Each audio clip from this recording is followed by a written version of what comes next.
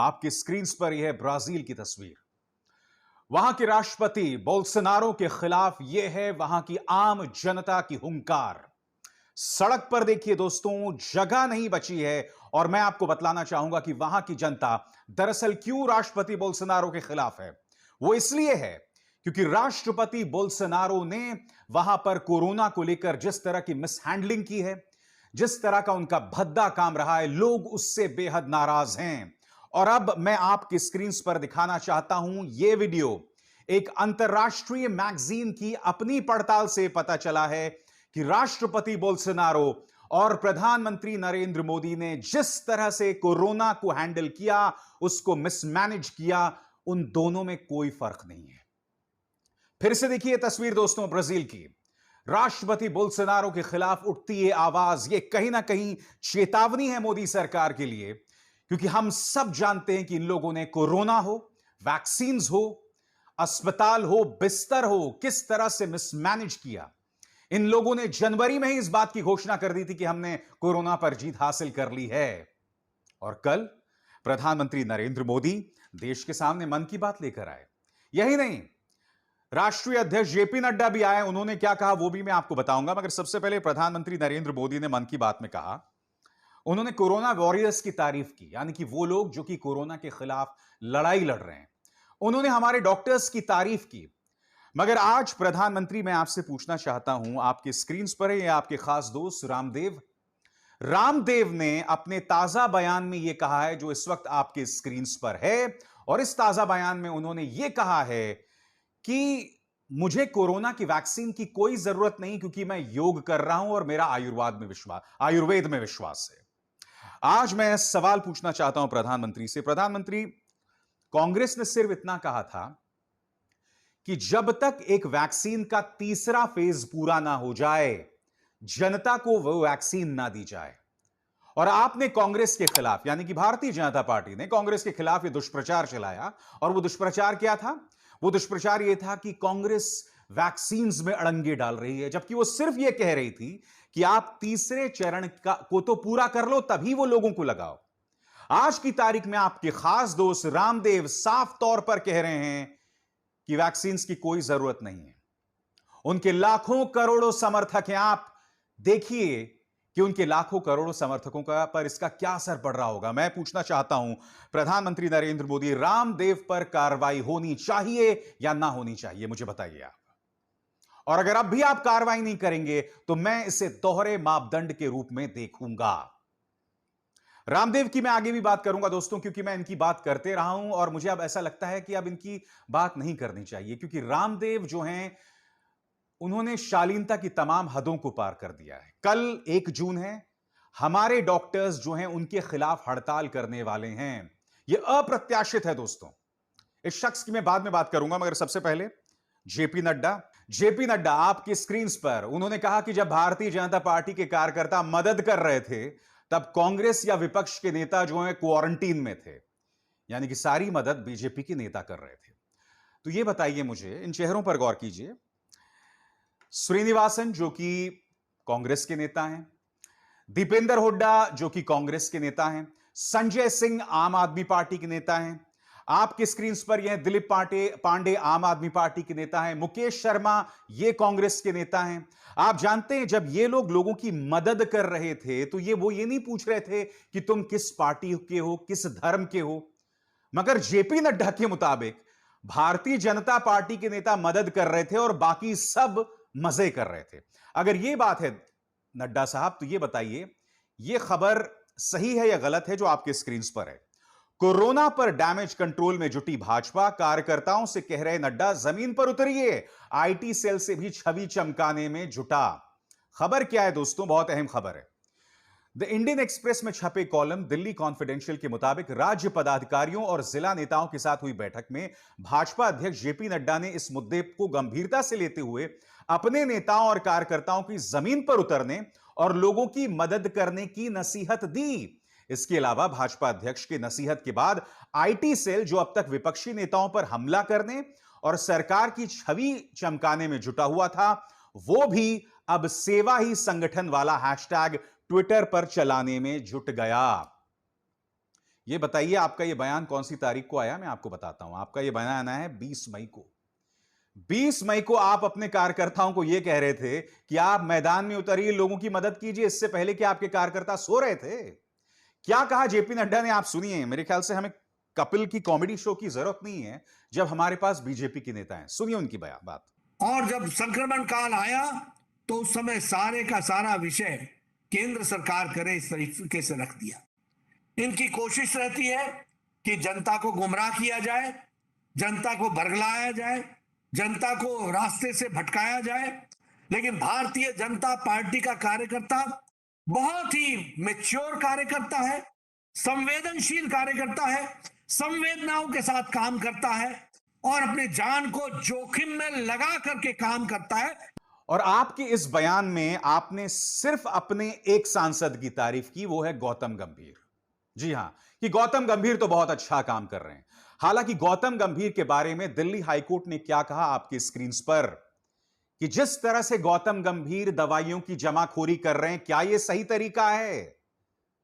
और सिर्फ गौतम गंभीर इस आरोप के अहाते में नहीं है। देवेंद्र फडणवीस पर रेमडेसिविर को की जमाखोरी का आरोप था। यही नहीं, वो बांद्रा के एक पुलिस स्टेशन में पहुंच गए थे जब ब्रुक फार्मा के एक मुलाजिम को पुलिस ने अपने हिरासत में ले लिया था। सीआरआर पाटिल, गुजरात की बीजेपी के सांसद, ये भी अपनी पार्टी में दवा मंगवाकर लोगों को बंटवा रहे थे। यानी कि भारतीय जनता पार्टी के नेताओं की मिसालें सामने उभर कर आ रही हैं। क्या नड्डा साहब आप इन चीजों से अपना मुंह मोड़ सकते हैं? और बात यहां नहीं रुकती, मैं आपको सुनवाना चाहूंगा कि क्या कह रहे हैं इनके मुख्यमंत्री मनोहर लाल खट्टर। क्योंकि दिल्ली सरकार ने, क्योंकि अरविंद केजरीवाल ने एक ही दिन में 2 लाख वैक्सीन लगवा दिए, तो इनका कहना था कि तुमने एक ही दिन में क्यों लगवा दिए, तुम्हें 4 दिन में लगवाना चाहिए था, 50-50 हजार करके। इससे वैक्सीन जो है तुम लोगों तक पहुंचा पाते। अरे खट्टर साहब, थोड़ा तो इसका इस्तेमाल कीजिए। आप एक दिन में 2 लाख बांटें या 4 दिन में 2 लाख बांटें, क्या फर्क पड़ता है? संख्या तो वही 2 लाख की है ना। सुनिए खट्टर साहब ने क्या कहा।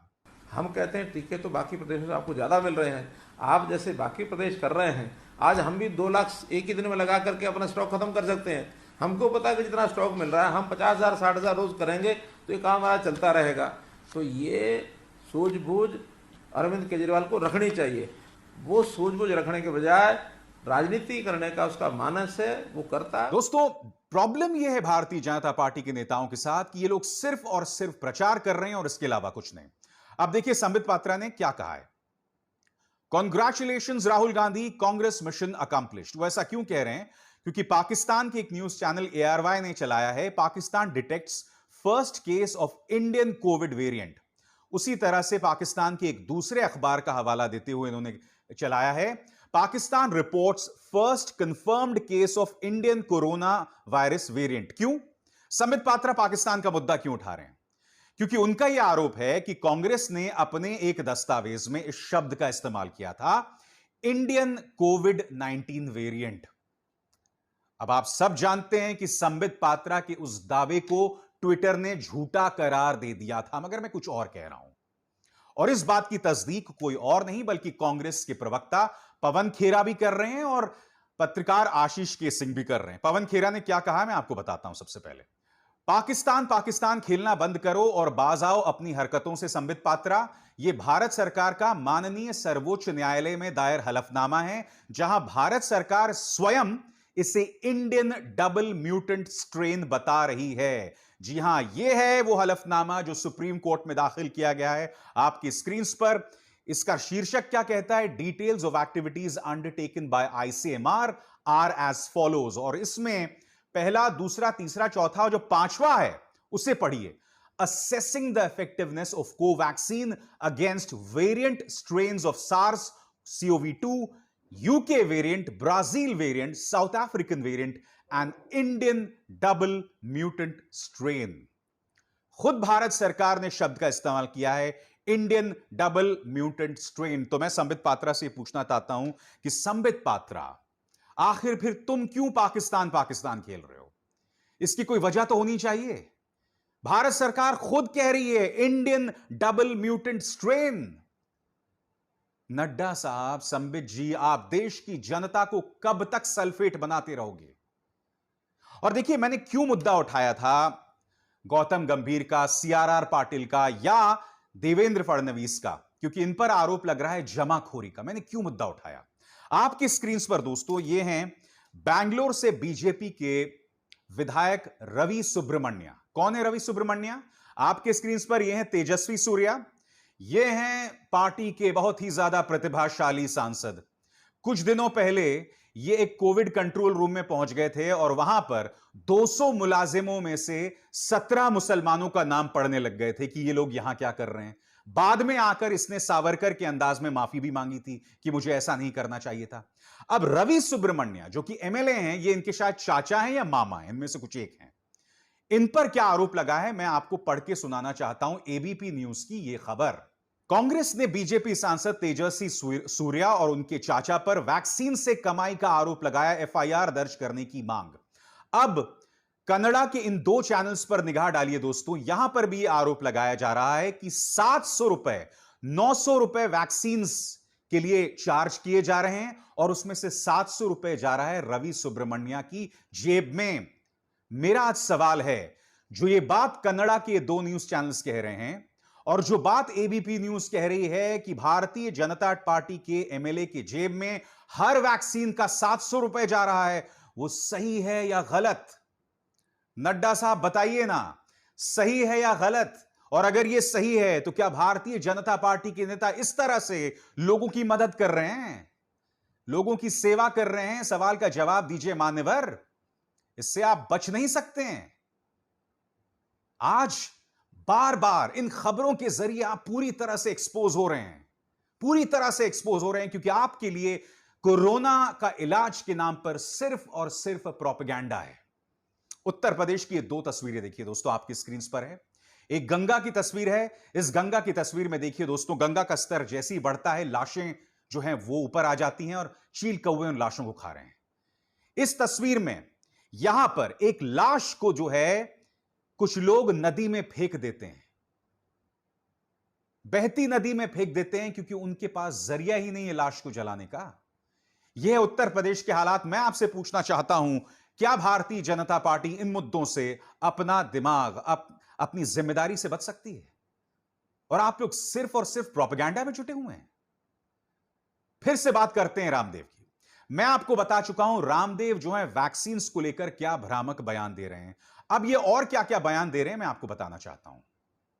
अब मैं सुनाना चाहता हूं दोस्तों आपको उनका यह बयान। इस बयान के अंदर रामदेव कह रहे हैं कि इंसुलिन लगाने की जरूरत नहीं है अगर आपके बच्चे को टाइप 1 डायबिटीज है।